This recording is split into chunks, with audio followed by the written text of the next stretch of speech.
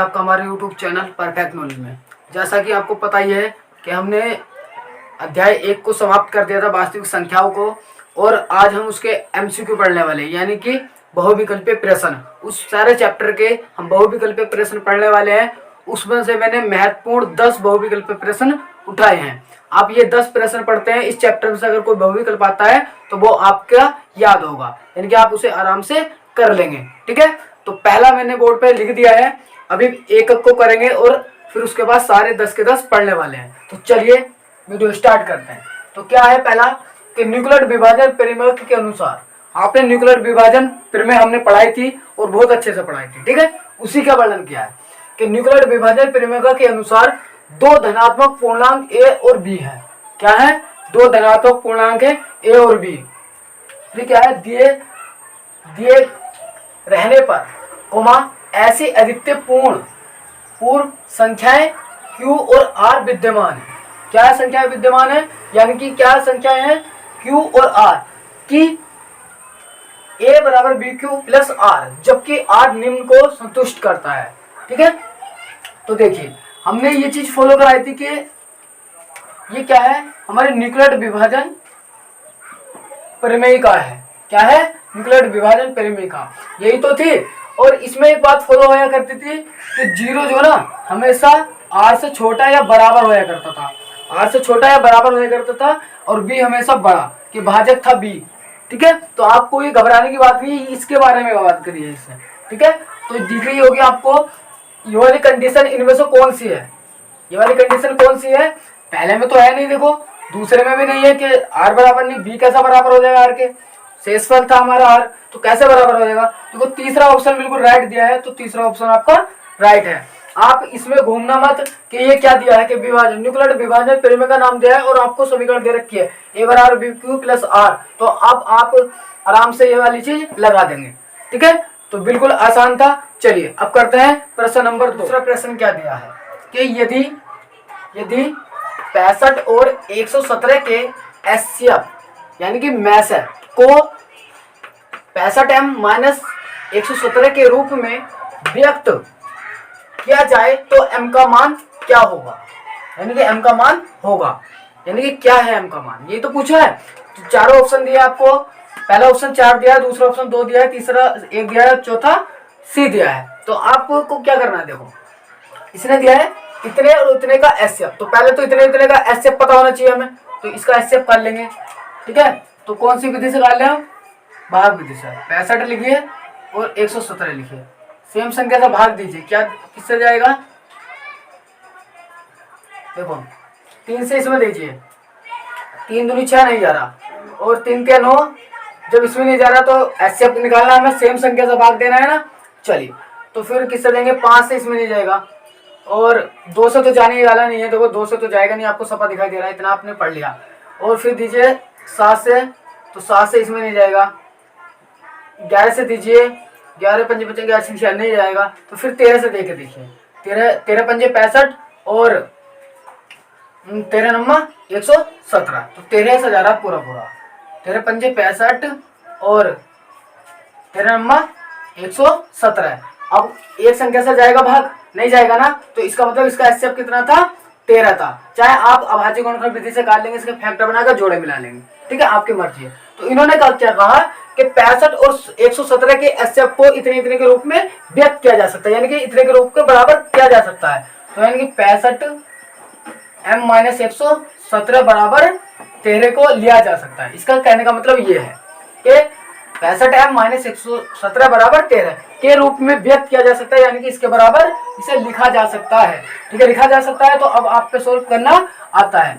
65m ऐसे ही, जो minus का इधर क्या में जाएगा? प्लस में जाएगा। क्या में? प्लस में। 100 ये जोड़ दीजिए, कितना हो गया? 7 3 10 का 0 हासिल लगा 1 1 2 3 और 1। ठीक है, और 65। ठीक है, और 65m, और 65 से कटेगा, कितनी बार कटेगा? 65 दूनी 130। तो आपका कौन सा आंसर राइट है?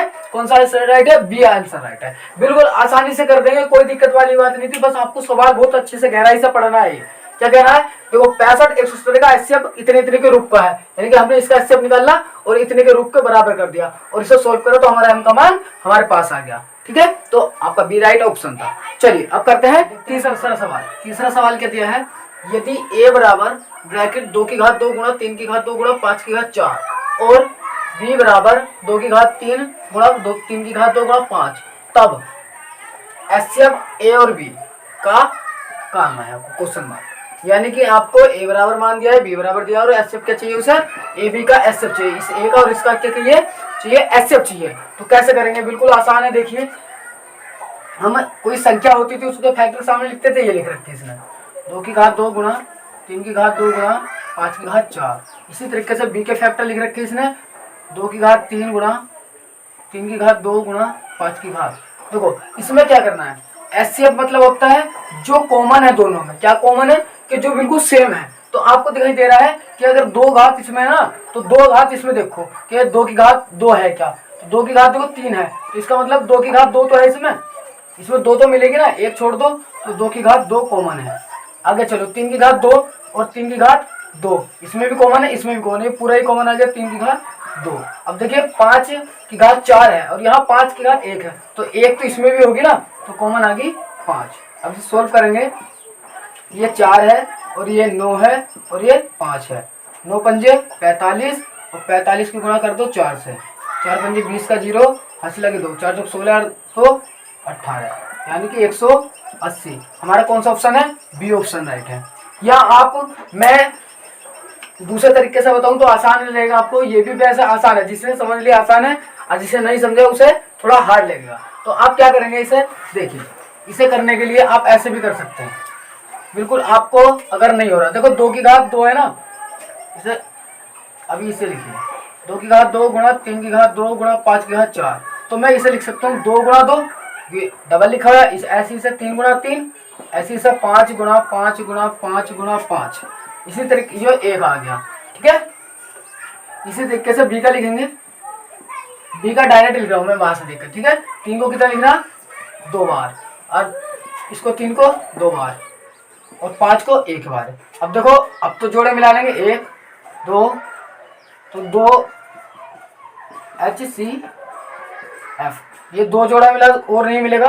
3 का देखो 3 मिल रहा है, 3 मिल रहा है, दोनों 3 मिल रहे हैं, 3 गुणा 3, एक 5 मिल रहा है 5, सबकी गुणा करेंगे 180 आएगा। ठीक है, आप चाहे तो ऐसे कर सकते हैं इसे तोड़ करके। ठीक है, चलिए अब करते हैं सवाल नंबर करते हैं चौथा प्रश्न। चौथा प्रश्न क्या है कि यदि P और Q दो धनात्मक पूर्णांक इस प्रकार है, P और Q क्या है, दो धनात्मक है पूर्णांक है, और P बराबर AB² है और Q बराबर 1/3 B, जबकि A और B अभाज्य संख्या है, तब LCM ज्ञात करना आपको P और Q का। यानी कि आपको दो संख्याएं दी हैं, P बराबर मान दिया है कितना, AB², Q का मान कितना दिया है, Q बराबर 1/3 B। तो आपको क्या निकालना है इसका, LCM। तो बिल्कुल आसान है, देखिए LCM जो कॉमन है वो तो आएगा। तो देखो इस B को ध्यान से देखो, इस B को मैं 2 घात लिख रही, तो मैं इसे ऐसे नहीं लिख सकता। अब भी ये B की घात 2 लिख रहा है, देखो एक घात इसकी एक घात इसकी। ठीक है, ऐसे इसको A को तो देखो A गुणा A और गुणा B, ऐसे आप वहां से देख सकते हैं डायरेक्ट। देखो इसमें था A की B की 2 थी, मैंने इसे डबल बार लिख लिया, कोई फर्क पड़ा। अब भी ये लिख रहा है, ये A 3 था, मैंने 3 बार लिख लिया, घात 3, अब भी घात 3 लिख रहा। अब देख लो, देखो इसे भी चाहे गुणा में करके लिख लो, कोई फर्क नहीं पड़ता। अब भी ये वही लिख रहा, अब भी ये वही लिख रहा, लेकिन हमें आसान पड़ गया। देखो A मिला और क्या मिला, B मिला, और कुछ मिला नहीं मिला, तो और को ऐसे तार जो देखो एलसीएम में जो मिलता है वो भी आता है, जो नहीं मिलता वो भी आता है। तो B वाला आ गया और ये वाला भी आ गया, ये वाला भी आ गया। अब करिए गुणा, देखो A से करेंगे और A से करेंगे, A की घात 3 आएगा और B की B से करेंगे B² आएगा। ये वाला ऑप्शन जिसमें है वो राइट होगा, ये वाला ऑप्शन जिसमें है वो राइट होगा। A में तो है नहीं, B में भी नहीं है, C में देखो यही ऑप्शन राइट है, 1/3 B क्या स्क्वायर। तो आपको एलसीएम इस तरीके से निकाल लेंगे। और मैं डायरेक्ट भी इसे मिला सकता था, मुझे पता डायरेक्ट में मिला लेता इससे, लेकिन आपको समझ में नहीं आता, अब आपको समझ में आया होगा। चलिए सवाल नंबर आप करते हैं। तो देखिए पांचवा प्रश्न क्या कहता है कि निम्न में से कौन सा सह अभाज्य संख्याओं का युग्म है। मैंने सहअभाज्य संख्या तुम्हें पढ़ाई थी, कि संख्याओं का वह युग्म जिसका एचसीएफ केवल केवल एक हो, वह क्या होती है, सहभाज्य संख्याओं का युग्म होता है। तो आप इसमें देख लो कि ऐसी कौन सी दो संख्याएं हैं जिनका एचसीएफ एक है, या फिर मैं कहूं दूसरे शब्दों में कि ऐसी दो संख्याएं कि उन्हें केवल और केवल एक विभाजित कर सकता है, केवल और केवल एक विभाजित कर सकता है, इसके अलावा कोई विभाजित नहीं करेगा, वो क्या होगी, सहभाज्य होगी। तो आप चेक करिए, ऑप्शन सारे चेक करने पड़ेंगे क्योंकि सवाल थोड़ा ना दिया, ऑप्शन चेक करना है। तो देखो इसे चेक करो पहले को कि 14 दिया और 35 दिया। तो देखिए कोई ऐसा पारा है कि दोनों में विभाजित कर देंगे, तो आप देखेंगे कि 7 दूनी 14 और 7 पंजे 35, तो ये तो होगी नहीं क्योंकि ये तो 7 से जा रही है, हमने क्या कहा केवल केवल 1 से जाएगी, तो ये तो गलत हो गया। 18,25, तो 18 को चेक करिए, देखो 18 3 से चला जाएगा, 3 से 25 नहीं जाएगा, 25 ओनली 5 से कटेगा और ये 5 से नहीं कटता है, या फिर 25 25 से कटेगा, तो 25 से 18 में भाग 25 से नहीं जाता है, ठीक है। तो यही संख्या हमारी राइट है। तो दूसरा ऑप्शन चेक करने का भी नहीं मिला। अगर आप करेंगे तो देखेंगे कि देखो ये 31 से कटता है, ये भी 31 से चला जाएगा 3 बार, 31 या 93, और 32 और 2 ये तो दोनों 2 से ही जा रहे हैं। तो सिंपल कौन सा ऑप्शन राइट है, हमारा दूसरा ऑप्शन राइट है। चलिए इस तरीके का सवाल भी एग्जाम में पूछा गया था, मैंने एग्जाम में देखा है पिछले साल के जो इनके पेपर हुए हैं, ठीक है। तो आपको ये सीख लेना है सहभाज्य संख्या क्या होती है, मैंने बता दिया कि जिनका एचसीएफ एक होगा, केवल केवल एक होगा वो सहभाज्य होगी, और एक के अलावा होगा वो सहभाज्य नहीं होगी, या मैं कहूँ उन संख्याओं को केवल केवल एक के अलावा कोई विभाजित नहीं कर सकता है, ठीक है, तो वे सहभाज्य होंगे। चलिए अब करते हैं छठा सवाल। छठा सवाल क्या कह रहा है कि शांत दशमलव संख्या में व्यक्त हो सकने वाली परिमेय संख्या है, यानी कि कौन सी इनमें से परिमेय संख्या है जो शांत होगी, वो सिंपल ये पूछ रहा है आपको। और ये सवाल हमने कराए हैं प्रश्नावली 1.4 में, और तीसरा सवाल जो पहला सवाल था वो यही था कि शांत बताना था, हमें शांत अशांत बताना, ठीक है। तो देखिए हमें शांत और शांत का कैसा पता चलेगा कि इसका किसका शांत है, तो हर को चेक करते हैं हम, है ना, कि जिसका हर में 5 या 2 या दोनों होंगे वो शांत होगा। तो सिंपल आपको दिखाई दे रहा होगा डायरेक्टली, अगर मैं बताऊं देखो पहला ऑप्शन हम तो सभी राइट करेंगे, हमें थोड़ा ना पता है, तो पहला ऑप्शन राइट करूंगा मैं, देखो 124/162 को, ये पहले तो सरल हो सकता है, 2 6 12 2 दूनी 4 और 2 8 16 2 दूनी 4, फिर से कट जाएगा 2 3 6 2 1 2 और 2 4 8 2 1 2, यानी कि 31/41। आपको दिखाई दे रहा है कि 41 आया, अब और नहीं कटेगा, तो 41 को क्या 10 बनाया जा सकता है, बिल्कुल भी नहीं, तो ये है अशांत। तो ये वाला हमारा ऑप्शन गलत हो गया, ये तो है नहीं है 131/30। अब ये एक कटेगा तो नहीं है, देखो 3 4 12 नहीं कट रहा, किसी से नहीं कटेगा, है ना। तो हम 30 का क्या करेंगे, अभाज्य गुणन करेंगे, तो 30 के फैक्टर करेंगे, 2 1 2 और बचा 1 2 5 10 और 3 5 15 और 5 5। इसके 131 के हर में कितना आया कि 2 गुणा 3 गुणा 5। देखो 2 और 5 आता तो क्या होता है, शांत होती है, लेकिन 5 3 आ गया, तो इसका मतलब ये क्या है, अशांत है। दूसरा ऑप्शन हमारा रॉन्ग हो गया, ठीक है। अब देखते हैं तीसरा ऑप्शन था कि 227/625। 625 के फैक्टर करूंगा मैं, तो मुझे मिलेंगे 5 5 5 10 5 25। थोड़ा स्पीड से कर रहे हैं ना, आप पे करने आते हैं, 5 दूनी 10 5 5 25 और 5 5 25 और 5 5, तो इसके फैक्टर मिले 5 5 5, है ना। तो 27/625 की जगह लिख सकता हूँ 5 की घात कितना 4। देखो 5 की घात मिल गया, इसे 2 की घात 4 लिख के और 5 दूनी 10 बनाया जा सकता है, 10 की घात 4। इसका मतलब ये क्या है, यही हमारा ऑप्शन, यही है शांत, ठीक है। चौथे ऑप्शन को राइट नहीं करना, आप चाहे चेक करके देख लेंगे, ये अशांत ही आ रहा होगा, ठीक है। तो इस तरीके से आप ये वाला क्वेश्चन कर सकते हैं, इस तरीके से। ये एक क्वेश्चन नहीं हो रहा है, बहुत सारे क्वेश्चन हो रहे हैं, इसके टाइप का कुछ भी पूछ ले आप आराम से लगाएंगे। आप पे ये बहुविकल्प के आपको पता चल गया कि ऐसे ही बहुविकल्प आ सकते हैं, इसलिए हम करा रहे हैं, ठीक है। तो चलिए अगला देखते हैं सवाल नंबर, अब देखते हैं सवाल नंबर 7। सवाल नंबर 7 में कहा है, वही सवाल है जो छठा था कि शांत दशमलव संख्या में व्यक्त हो सकने वाली परिमेय संख्या है, यानी कौन सी इनमें से ऐसी संख्या जो शांत है, यही पूछा गया है, ठीक है। तो मैं इसके एक के अभाज्य गुणनखंड नहीं करके दिखाऊंगा, आप आराम से कर सकते हैं, लेकिन मैं आपको ऑप्शन राइट करके दूंगा डायरेक्ट कौन सा है हुआ। तो देखिए अगर इसके फैक्टर करूंगा तो इसके 3 के फैक्टर में रूप में आएंगे, आप करके देखना, ठीक है। तो ये भी यार शांत नहीं है, अशांत है। अब देखेंगे इसके, देखो इसके तो 5 और 2 तो आ रहा है, 5 तो, लेकिन साथ में 7 आ रहा है, ये भी अशांत है।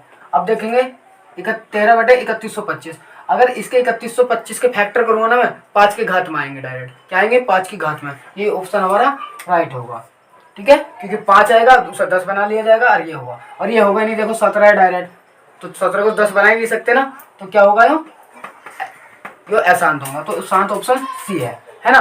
तो जैसा पिछला ग्राम मैंने आप इस तरीके से आप देख सकते हैं इसे, ठीक है, अपने आप देखना। करते हैं आप सवाल नंबर 8। 8 क्या है, कुछ नहीं कहा, बस पाई है, और ऑप्शन 4 आपको दिए हैं। पाई है, आपको 4 ऑप्शन दिए हैं। क्या है पाई, एक पूर्णांक है, एक परिमेय है, एक अपरिमेय है, इनमें से कोई नहीं। तो मैंने बताया था जब इसे करा था कि परिमेय क्या हो, पाई क्या है, पाई क्या है, अपरिमेय डायरेक्ट, ठीक है, क्योंकि इसे पी बटे के रूप में व्यक्त नहीं किया जाता, नहीं किया जा सकता, तो क्या होगी, अपरिमेय होगी, ठीक है। चलिए अब सवाल नंबर देखते हैं, सवाल नंबर 9। 9 क्या कहा, 3 प्लस √2 क्या है, यानी कि ऑप्शन दिए हैं, परिमेय है, अपरिमेय है, दोनों या इनमें से कोई नहीं। तो आपको पता है, सिद्ध करा रखा है मैंने, 3 प्लस √2 ये कैसी होगी, अपरिमेय होगी, ठीक है। ये डायरेक्टली लगाना, आपको शुद्ध सवाल नहीं करना, सोच बस ऑप्शन लगाना है, आपको पता है अपरिमेय संख्या है, क्योंकि √2 आ रहा है इसमें, ठीक है, तो यो हुआ। चलिए अब देखते हैं लास्ट सवाल आज का, और महत्वपूर्ण सवाल है, सवाल नंबर 10, जो आज का लास्ट सवाल है कि 29 बटे 2 की घात 3 गुणा 5 की घात 2 एक है, क्या है कि परिमेय शांत है, अशांत है, या अशांत आवर्ती है, या इनमें से कोई नहीं है। तो आपको पता है कि इसका हर देख लो, 29 बटा 2 की घात 3 गुणा 5 की घात 2, इसे 5 से गुणा करूँ और 5 से गुणा करूँ, तो आपको पता है 29 गुणा 5 बटे 3 की घात 2 2 की घात 2 2 की घात 3 और गुणा 5 की घात 3 और 5 दूनी 10 हो जाएगा, 10 की घात 3 पॉइंट, यानी कि यो क्या है, एक शांत ऑप्शन है, ठीक है, क्या है, शांत है। आप कंप्लीटली मैंने ये सवाल करा रखे हैं, पीछे आप करके देख सकते हैं, मैं लिंक डाल दूंगा वीडियो का, ठीक है, जिसमें ये सवाल कराया मैंने। तो आज के वीडियो में इतना ही। अब चैप्टर नंबर स्टार्ट करेंगे तीसरा, 2 चर वाले रैखिक समीकरण, क्योंकि दूसरा कट गया है, ठीक है। और आपको ये वीडियो पसंद आया हो तो प्लीज लाइक कीजिए और अपने दोस्तों में शेयर कीजिए और मेरा सपोर्ट कीजिए।